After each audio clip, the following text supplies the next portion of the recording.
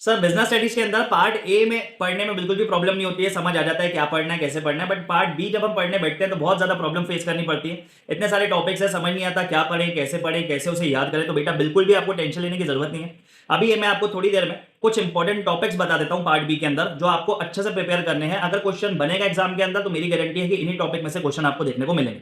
तो मैं आपको 16 इंपॉर्टेंट टॉपिक्स बता रहा हूं। यस, 4 चैप्टर्स में 16 इंपॉर्टेंट टॉपिक्स, उतना करके चले जाओ, एग्जाम में क्वेश्चंस आपको इन्हीं टॉपिक से देखने को मिलेंगे।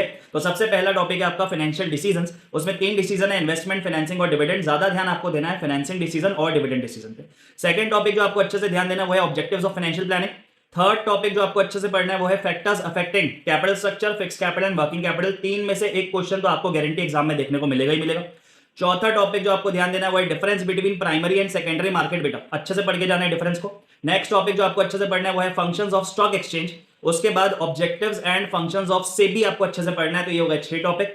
सेवंथ टॉपिक जो आपको अच्छे से पढ़ना है वो है मार्केटिंग मैनेजमेंट की फिलोसफीज, मार्केटिंग मैनेजमेंट चैप्टर के अंदर।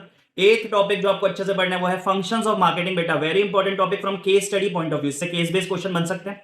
नाइन्थ टॉपिक जो आपको अच्छे से पढ़ना है वो है functions of packaging and labelling. दोनों में से एक क्वेश्चन आपको एग्जाम में पूछा जा सकता है। उसके बाद 10th टॉपिक है आपका फैक्टर्स अफेक्टिंग प्राइस। बहुत इंपॉर्टेंट टॉपिक है एग्जाम पॉइंट ऑफ व्यू से, इस पे मैं अलग से वीडियो बनाऊंगा, उसे जरूर देखना ताकि आपको पूरे पॉइंट समझ आ जाएंगे। उसके नेक्स्ट टॉपिक आपको पढ़ना है components of physical distribution. 4 component होते हैं, चारों अच्छे से पढ़ के जाना बेटा। उसके बाद नेक्स्ट टॉपिक है difference between advertising and personal selling.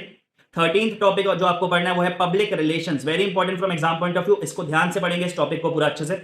Next topic जो आपको पढ़ना है वो है कंज्यूमर के राइट्स। देन 15 टॉपिक है कंज्यूमर की रिस्पॉन्सिबिलिटीज। एंड लास्ट जो 16th टॉपिक आपको अच्छे से पढ़ना है वो है redressal agencies, that is district commission, state commission and national commission. इस वीडियो में मैंने बस आपको टॉपिक बताए हैं। अब आपको अगर इन टॉपिक्स को अच्छे से समझना है तो इन पे मैं सेपरेट हर एक टॉपिक पे बेटा एग्जाम के पहले पहले सारे वीडियोस में अपने इंस्टाग्राम चैनल पे ही अपलोड करने वाला हूं। 2-2 मिनट में मैं आपको सारे टॉपिक्स अच्छे से याद कराऊंगा, रिवाइज करवाऊंगा।